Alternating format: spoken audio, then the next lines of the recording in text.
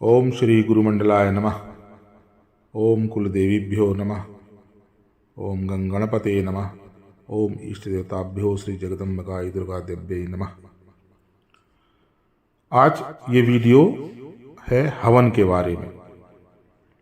नवरात्रि आने वाली है और यदि आप चाहते हैं कि बिना कोई आचार या पंडित के सामान्य तौर पे अगर हम घर पे ही अपने हवन करना चाहें तो किस प्रकार करें, एक पॉइंट।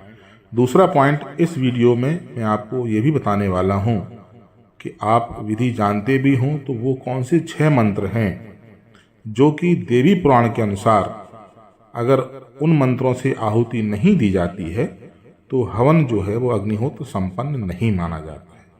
और आप कोई मंत्र ना करें, केवल उन्हीं 6 मंत्रों से आहुति प्रदान करते हैं तो मंत्र अग्निहोत्र पूर्ण माना जाता है और जो भी शास्त्र अनुसार उसका लाभ है वो करने वाले तक पहुंचता ही है। तो पहला प्रश्न ये है इस वीडियो का कि हमें हवन क्यों करना चाहिए। तो देखिए, नवरात्रि में विशेषकर ये वीडियो नवरात्रि के संदर्भ में ही बना रहा हूँ भगवती के, तो आपको सभी शास्त्रों में या देवी पुराण में हर जगह इसका वर्णन है कि सबसे प्रिय जो अगर कोई प्रोसेस है, कोई विधि है जिससे भगवती माँ दुर्गा प्रसन्न होती हैं वो है हवन।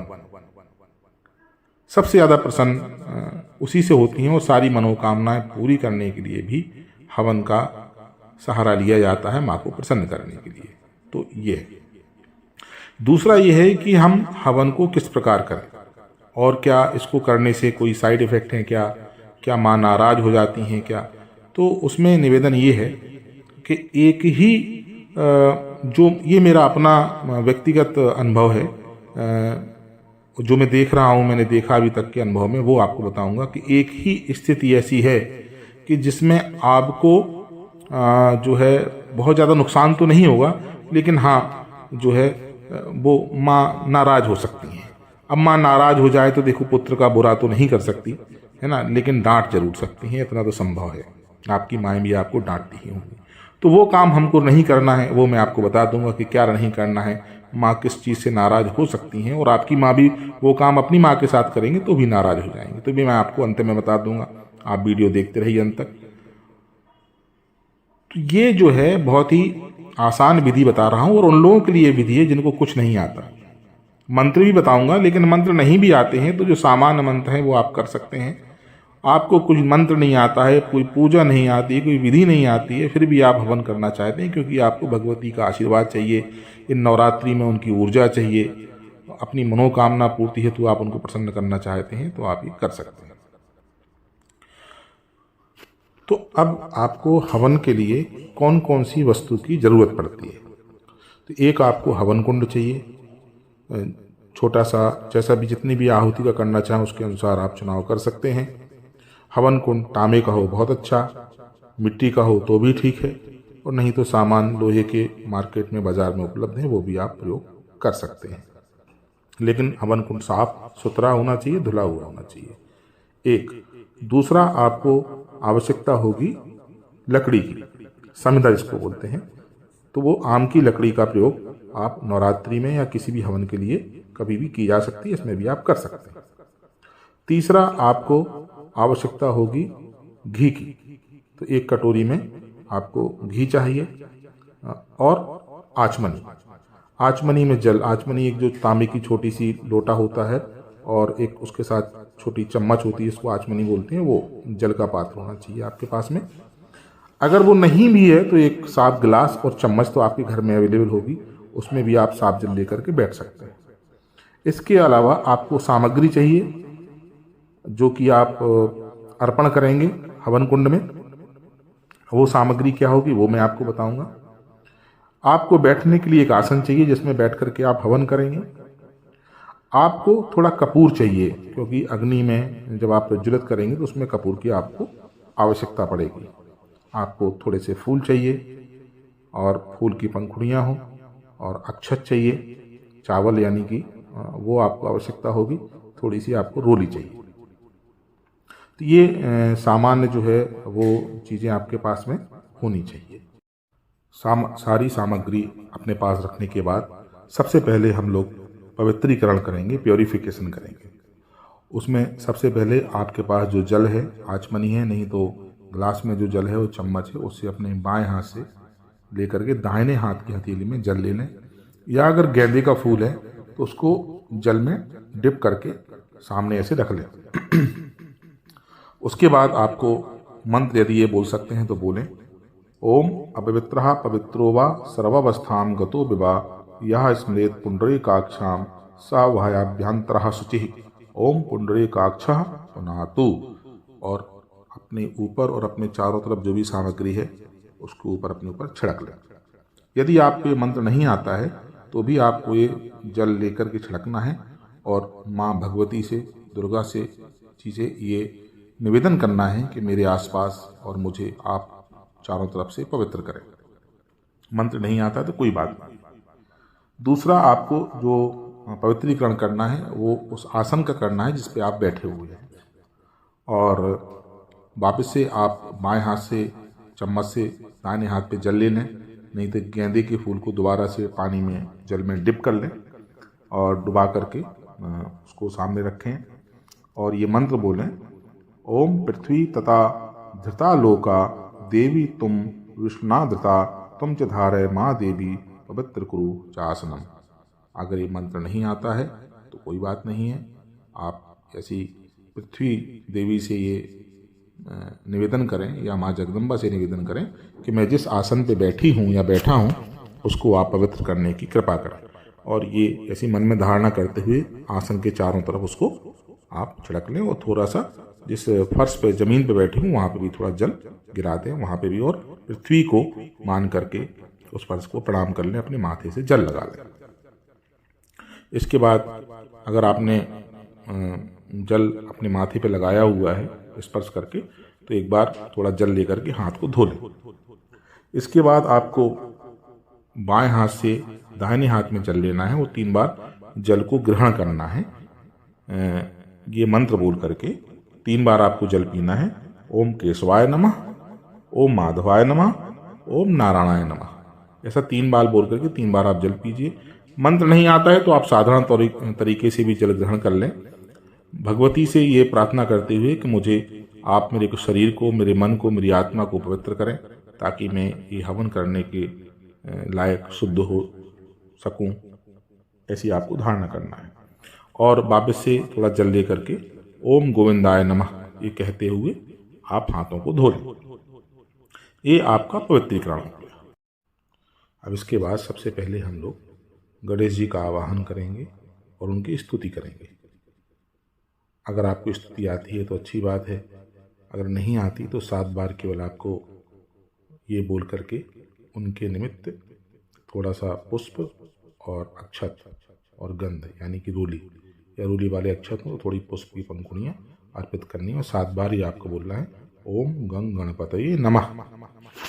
ये ऐसे बोल के हम गणेश जी का आवाहन करेंगे कि हे गणेश जी महाराज, हमारे इस हवन को आप निर्विघ्न संपन्न कराने में हमारी सहायता प्रदान करें, हमको आशीर्वाद दें। इसके बाद आपके अगर कोई गुरु हैं तो उन गुरु को याद कर लें, ओम श्री गुरु चरण कमलेभ्यो नमः ऐसा बोल करके, और उनके निमित्त गंध पुष्पाक्षत एक खाली प्लेट रखें उसमें अर्पित कर दें। अगर आपका कोई गुरु नहीं है तो आप भगवान शिव को गुरु मान करके और उनको प्रणाम कर लीजिए। इसके बाद आपके जो भी कुल देवता हैं, कुल देवी हैं, उनको हम प्रणाम कर लें। ओम कुल देवताय नमः और गंध पुष्पाक्षत समर्पित कर दें। ओम कुल देवीभ्यो नमः, उनको गंध पुष्पाक्षत समर्पित करें। इसके अलावा अपने पूर्वजों को जरूर याद करें। ओम सर्व पितृभ्यो नमः, नहीं बोल पा रहे हैं संस्कृत तो सभी पितरों को यानी जो भी हमारे पूर्वज हैं उन सबको प्रणाम करते हुए गंध पुष्पाक्षत समर्पित कर दें। इसके बाद जो आपकी इष्ट देवी देवता हैं और प्रधान देवी देवता हैं, जैसे आप नवरात्रि में कर रहे हैं तो दुर्गा जी हैं, तो उनका आवाहन आपको करना है और उसका साधारण सा मंत्र है ओम भू भुवा स्वाहा श्री दुर्गा देव्यै नमः आवाहयामि। इतना भी नहीं बोल पा रहे हैं तो हे दुर्गा माँ, मैं आपका आवाहन करता हूँ और उनके निमित्त गंध पुष्पाक्षत समर्पित कर दें इस भावना के साथ कि माँ आप पधारें और हमारी ये हवन की आहुतियाँ ग्रहण करें। इतना बोलने के बाद में हम लोग जो है थोड़ा सा वापस से गेंदे या जल लेंगे दाहिने हाथ पे, या वापस गेंदे के फूल को जल में डुबो करके, और जो हमारा हवन कुंड है उसको पवित्रीकरण करने के लिए उसके मंत्र होते हैं। लेकिन मैं साधारण तौर पे बता रहा हूँ, एकदम जिसको कुछ करना नहीं आता उनके लिए है वीडियो। बाकी लोगों के लिए अलग से वीडियो बना देंगे, और जिनको हिंदी नहीं आती उनको इंग्लिश में ही बना देंगे। This we will make in English as well, people who do not understand Hindi. तो उसको लेकर के आप थोड़ा सा उसमें हवन कुंड में छिड़क दें पवित्रीकरण हेतु, बस इतना ही करना है। इसके बाद उसमें अपनी समिधा रख दें, लकड़ी रख दें, बीच में एक घी की बाती रख दें, और चारों तरफ कपूर रख करके अग्नि को प्रज्वलित कर लें। अग्नि को प्रज्वलित करने के बाद आपको चारों तरफ चम्मच से या आचमनी से जल घुमाते हुए उनको जल समर्पित करना है ना। आचमन जलम समर्पयामि, या जल समर्पित करके हवन कुंड के नीचे कहीं छोड़ दें या खाली कटोरी में छोड़ दें। उसके बाद अग्नि देवता को आप थोड़ा रोली अर्पित करें, पुष्प अर्पित करें, और अक्षत पुष्प अर्पित करने के बाद थोड़ा सा नैवेद्य मीठा भी आप अग्नि देवता का आवाहन करके, अग्नि देव आए जैसे देवता के रूप में उनका आप स्वागत करें, उनको नैवेद्य अग्नि में अर्पित करें, और 3 बार जल छोड़ दें घुमा करके, कि उनके नैवेद्य के बाद में हम जल छोड़ दें। ऐसा करके कि हाथ जो के अग्नि देवता को प्रणाम कर लें। एक काम आपको और करना है जो पहले मैं बताना भूल गया था, ये प्रारंभ करने से पहले हो सके तो एक दीपक आप जला लें, और यदि संभव हो तो धूप अगरबत्ती भी प्रज्वलित कर लें, ऐसा अच्छा रहता है।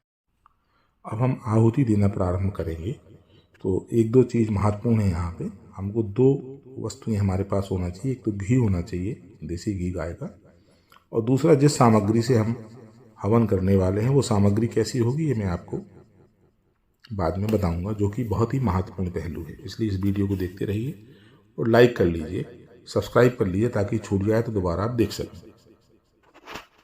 और किस तरीके से हमको जो शाकिल्य है या जो सामग्री है किस प्रकार से हमको देनी है, तो दाहिने हाथ से अंगूठा और बीच की 2 उंगलियां, यानी कि हमको अंगूठे के ठीक बगल वाली, जिसमें हम लोग रिंग फिंगर कहते हैं, उसको छोड़ देना है, उसको हाथ उसका यूज़ नहीं करना है, और सबसे छोटी जो होती है उसका यूज़ नहीं करना है। तो बीच के 2 उंगलियां मध्यमा और अनामिका और अंगूठा, बस इसके सहारे हमको सामग्री उठा करके अर्पित करनी है। तो पहले हमको ये आहुतियाँ मंत्र बोलते हुए घी से देनी है ना। और घी तो पिघला के आपके पास घी होना चाहिए, जमा हुआ घी नहीं होना चाहिए, एक बात। दूसरी बात यह है कि जब स्वाहा हम बोल रहे हैं, जब मैं स्वाहा बोल रहा हूँ, तो हर आहुति आपको स्वाहा पे देनी है, चाहे घी की हो चाहे सामग्री की हो। उसके बाद स्वाहा के बाद अगर कुछ बोला जा रहा है तो वो स्वाहा सामग्री अग्नि में अर्पण करने के बाद आपको बोलना है। तो पहले हम जो आहुति देंगे, जो कि जरूरी होती हैं, कोई भी छोटा सा हवन कर रहे हैं उसके लिए मैं आपको बता रहा हूँ। तो ये घी से आहुति देती है। पहली आहुति है ओम प्रजापतये स्वाहा। तो स्वाहा बोलते ही आप घी अर्पित कर देंगे जरा सा, और उसके बाद बोलेंगे इदम प्रजापतये इदम नमम इति मनसा। दोबारा से बोल रहा हूं मैं, अब मैं सारे मंत्र बोल रहा हूं, आप समझ गए होंगे कि स्वाहा बोलना है, अर्पित करना है, उसके बाद जो बाकी का हिस्सा अगर मैं कुछ बोल रहा हूं तो बाद में बोलना है। ओम प्रजापतये स्वाहा इदम प्रजापतये इदम नमम इति मनसा। ओम इंद्राय स्वाहा इदम इंद्राय इदम नमम इत्याधारौ। ओम अग्नये स्वाहा इदम अग्नये इदम नमम। ओम सोमाय स्वाहा इदम सोमाय इत्याज्यभागौ। ओम भू स्वाहा इदम अग्नये इदम नमम। ओम भुवा स्वाहा इदम वायवेदम नमम।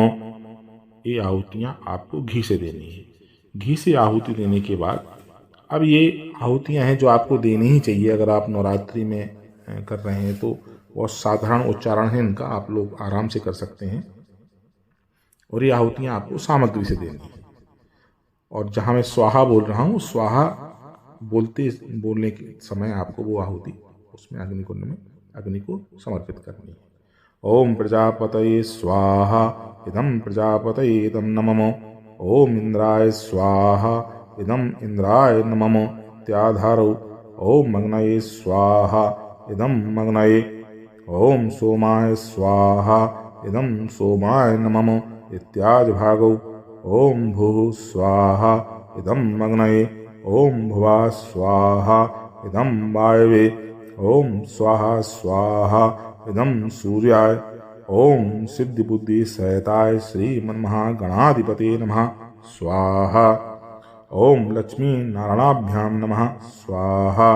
ओम उमा महेश्वराभ्यां नमः स्वाहा। ओम शची पुरंदराभ्यां नमः स्वाहा। ओम मातृ पितृ चरण कमलेभ्यो नमः स्वाहा। ओम कुलदेवताभ्यो नमः स्वाहा। ओम इष्ट देवताभ्यो नमः स्वाहा। ओम ग्राम देवताभ्यो नमः स्वाहा। ओम स्थान देवताभ्यो नमः स्वाहा। ओम वास्तु देवताभ्यो नमः स्वाहा। ओम सर्वेभ्यो देवेभ्यो नमः स्वाहा। ओम सर्वेभ्यो ब्राह्मणेभ्यो नमः स्वाहा। ओम सर्वेभ्यः शक्तिभ्यो नमः स्वाहा। ओम एत्कर्म प्रधाने श्री दुर्गा देव्यै नमः स्वाहा। अब इसके बाद आपको जो है एक 6 आहुति और प्रदान करनी है, और वो 6 आहुति सबसे महत्वपूर्ण है, और ये आहुति आपको घी से प्रदान करनी है। और वो आहुति 6 मंत्र हैं। अगर आपको कुछ नहीं आता है तो सिर्फ ये 6 मंत्र से कर देंगे ना, जो मैंने आगे बोला, कुछ भी नहीं करेंगे, ये 6 मंत्र से आहुति कर देंगे। उसके बाद जिस मंत्र से आपको आहुति करना है उस मंत्र से आप आहुति कर देंगे तो भी आपका हवन सफल माना जाएगा। इतना साधारण और ये 6 पावरफुल मंत्र मैंने आपको देवी पुराण से दे रहा हूं। ओम प्राणाय स्वाहा इदम आदित्य देवाय नमः, ये पहली आहुति। ओम अपानाय स्वाहा इदम सोमाय नमः। ओम व्यानाय स्वाहा इदम अग्नये नमः। ओम उदानाय स्वाहा इदम वायवेदम नमः। ओम समानाय स्वाहा इदम पर्जन्याय नमः। ओम परमात्मने स्वाहा इदम परमात्मने नमः। और ये आहुतियाँ आपने घी से दे दी। इसके बाद आप अगर नवरात्रि में हैं तो आप दुर्गा जी के किसी भी मंत्र से 108 आहुति समर्पित कर सकते हैं। अब वो मंत्र जो है, जो आपकी इच्छा है, जो आपकी मनोकामना है, उसके लिए अलग अलग मंत्र हैं। सामान्यतः लोग 99 मंत्र से भी हवन करते हैं। जिन लोगों को पूजा पाठ नहीं आती है, जो इस वीडियो को देख रहे हैं, तो मैं उनको ये सलाह देता हूँ, मेरा सजेशन है, परामर्श है कि आप 99 मंत्र से ना करें। आप दुर्गा जी के सबसे आसान और सबसे शक्तिशाली मंत्र से ही हवन करें तो अति उत्तम रहेगा। ओम दुन दुर्गायै नमः स्वाहा। ओम दुन दुर्गायै नमः स्वाहा। तो आपको 108 देना है। अब 108 गिनेंगे कैसे? दाहिने हाथ से आप कर रहे हैं। अब आप लोग इतने एक्सपर्ट नहीं होंगे कि बाएं हाथ से माला को घुमा सकें, तो आप 108 चने के दाने, कमलगट्टे, कोई भी चीज़ रख लीजिए, जिससे कि आप एक कटोरी से उठा करके दूसरी कटोरी में डालते जाएं टू काउंट, गिनने के लिए। 108 आहुति हमारी हो गई है ना। या फिर आप इलेक्ट्रॉनिक वॉच आती हैं, काउंटिंग मशीन, उसका भी यूज़ कर सकते हैं, क्योंकि बाएं हाथ से हम लोग जो गृहस्थ लोग हैं उनको माला करना ठीक से आता नहीं है, तो कोई प्रॉब्लम नहीं है। आप माला नहीं, आपको हमको काउंट करना है 108 आहुति, तो आप उससे कर सकते हैं, कोई समस्या है नहीं उसमें। अब आप जब 108 आहुति कर लें तो उसके बाद में आपको क्या करना है, आपको जो है वो अंतिम आहुति अगर आप दुर्गा जी की कर रहे हैं तो आपको जो पूर्णाहुति बोलते हैं, आपको इस तरीके, अच्छा, दुर्गा जी के बाद आपको 11 आहुति नवरात्रि में कर रहे हैं तो बटुक भैरव की जरूर डालना है। तो उनका मंत्र है ओम बम बटुकाय नमः स्वाहा। ये मंत्र बोलते हुए 11 आहुति आपको देनी है, या ओम बम बटुक भैरवाय नमः स्वाहा। माँ दुर्गा के बाद भैरव जी की आहुति देना एकदम जो है वो जरूरी हो जाता है। देखिए, वो इसलिए जरूरी हो जाता है कि माँ कुछ नहीं देती हैं, वो नहीं आती हैं किसी का काम करने के लिए, उनके पुत्र हैं बटुक भैरव, वो आते हैं, तो वो उनको भी थोड़ा बहुत हमको मतलब जो है उनके निमित्त भी आहुति देना, उनके प्रति भी प्रेम अनुराग होना चाहिए, जिसने आके हमारा काम करना है, जिसने आके हमारी मनोकामना पूरी करना है। ठीक है।